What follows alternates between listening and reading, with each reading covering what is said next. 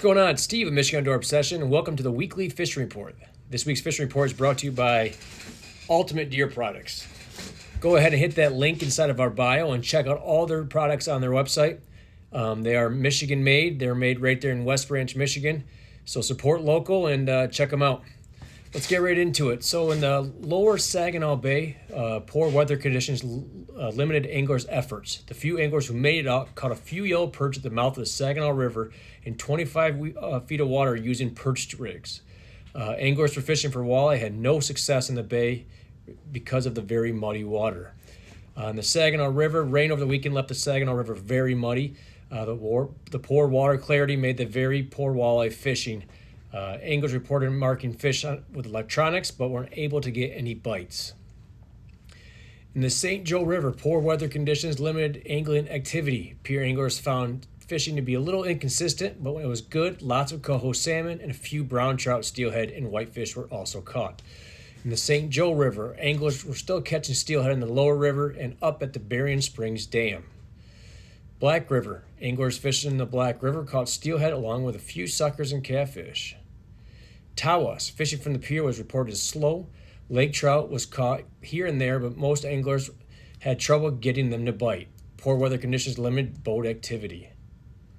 Down in Manistee, pier anglers using spawn caught steelhead and brown trout in good numbers. Most fish were caught on the Lake Michigan side of both piers. In Frankfort, anglers fishing in Frankfort's pier reported respectable numbers of steelhead and a few brown trout throughout the morning on fresh spawn, with most fish landed on the inside.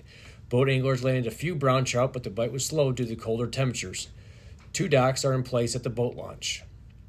In Marquette, weather permitting, brown trout and coho salmon were both caught from the pier while trolling in the bay. Anglers reported that the breakwall seemed to have picked up a bit for coho salmon and brown trout. Steelhead numbers reported to have increased in both the Carp and Chocolate rivers. Anglers reported catching steelhead 26 to 30 inches in size. The Chocolate River had a few good reports of brown trout in the past week, and results were consistent for anglers fishing the banks and floating the river. Now, most of the steelhead were caught on spawn, while night crawlers worked well for brown trout.